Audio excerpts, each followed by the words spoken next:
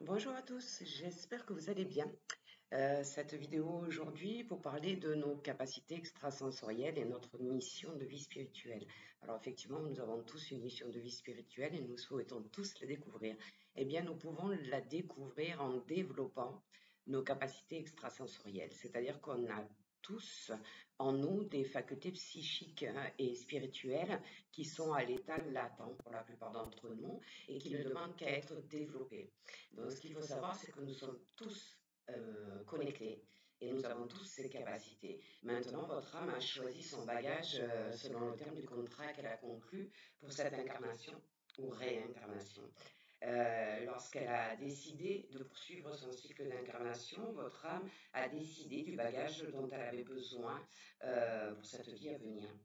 Donc, il y a certains qui auront effectivement des facultés ou des facilités en médiumnité, en magnétisme, en télépathie, en clairvoyance, voilà, en radiesthésie, mais on en a tous. Ne serait-ce qu'en passant par votre intuition. Tout le monde a l'intuition. C'est quelque chose que tout le monde a, même s'il y en a qui sont plus sensibles, certains qui l'écoutent et d'autres non. Tout simplement, votre mission spirituelle, eh ben, elle va dépendre de ces capacités extrasensorielles. Quelles sont vos facilités? Qu'est-ce que vous arrivez le mieux à faire? Donc, il y a des possibilités. Alors, comme vous le voyez, si vous êtes habitué à lire mes posts, etc., vous voyez que depuis quelques temps, eh bien, ma mission de vie à moi change. C'est-à-dire que jusqu'à présent, je vous parlais beaucoup de mes séances individuelles, de tout ce que je pouvais vous proposer pour vous sentir mieux dans cette vie. Et à chaque fois que je recevais certaines personnes, elles me disaient toutes, je ne comprends pas, j'ai déjà beaucoup travaillé et en fin de compte, j'avance pas, j'ai l'impression de toujours être bloquée, etc. Alors ma réponse est toujours la même, on travaille tous les jours à évoluer, que ce soit spirituellement et mentalement dans notre vie, et on travaillera jusqu'au dernier jour de notre vie, et moi, la première. Donc effectivement, j'ai mis très très longtemps à accepter les capacités que j'avais, et surtout encore plus longtemps à accepter de les partager avec vous. Depuis quelques temps, j'ai cette mission-là qui a évolué, et on met sur mon chemin des choses qui font que je dois transmettre. Alors quand je dis transmettre, ce ne sont pas des formations. Je suis très humble par rapport à ce que je peux vous apporter et je ne dirais pas que ce sont des formations techniques qui vont vous permettre d'être thérapeute, magnétiseur, médium, etc. professionnellement. Par contre, j'ai cette aptitude de pouvoir vous guider sur votre chemin spirituel et vous aider à déployer l'être spirituel que vous êtes.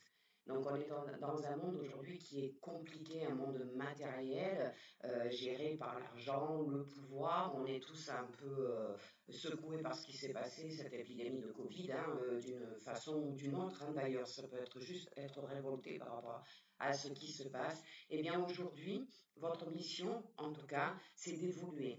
Tournez-vous vers votre âme, ouvrez, développez vos capacités extrasensorielles et vous verrez très rapidement quelle est votre mission d'âme et suivez-la.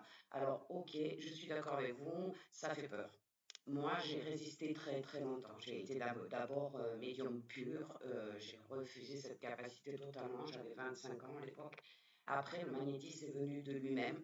Après, je soignais des gens, non, j'aidais des gens, on ne soigne pas en magnétisme, on aide ou on accompagne. J'accompagnais des gens, alors tout à fait bénévolement, hein, tout simplement parce que je n'avais qu'à laisser mes mains se promener sur leur corps pour qu'ils ressentent un bien-être, qu'ils se sentent mieux, etc., etc. Ou écouter la petite voix dans ma tête qui me donnait des phrases toutes faites qui sortaient de ma bouche sans que je sache pourquoi, sans que je les ai entendues arriver. Et donc pour moi, voilà, c'était facile. C'était sur mon chemin, je le faisais. J'ai toujours aidé, depuis mon enfance, j'ai toujours aidé les gens qui étaient autour de moi. Donc je savais que j'avais forcément une mission d'aide quelque part. Et donc aujourd'hui, ma mission, elle évolue et on me demande de vous transmettre.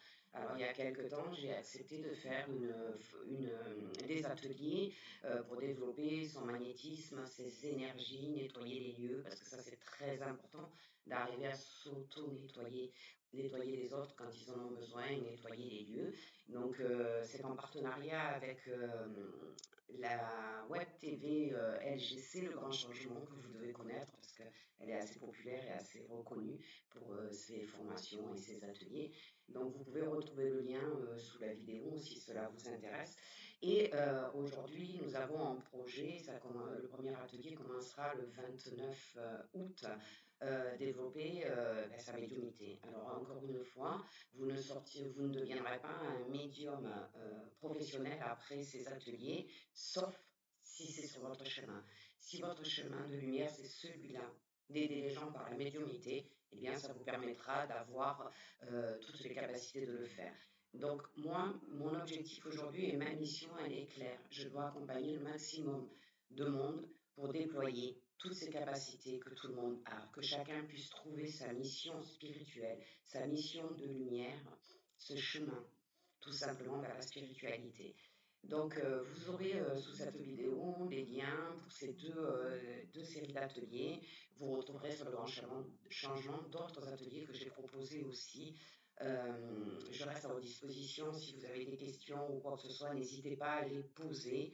Ce que je voulais vous dire simplement, c'est que vous avez vous aussi une mission. Parfois, ça fait très peur, on a peur de se déconnecter, de devenir un peu un être à part, d'être mis à part. Oui, moi j'ai eu peur de tout cela. J'ai eu peur qu'on me prenne pour une folle. J'ai eu peur de sortir des chemins traditionnels.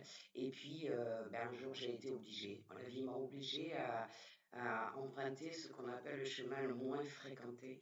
Et aujourd'hui, ma vie est éclairée, je suis beaucoup plus heureuse, beaucoup plus épanouie et en paix. Donc, je vous souhaite vraiment de trouver cet état d'esprit, cet état d'âme que je vis actuellement. Et n'hésitez pas à regarder les vidéos. Il y a des vidéos que j'ai faites avec Michel, donc du grand changement, qui sont assez longues d'ailleurs, hein, qui vont jusqu'à parfois 2 heures. Donc, vous y apprendrez pas mal d'indices et vous pourrez peut-être commencer à comprendre vers quel chemin vous devez vous tourner. Je vous souhaite à tous un excellent week-end et je vous dis à très bientôt.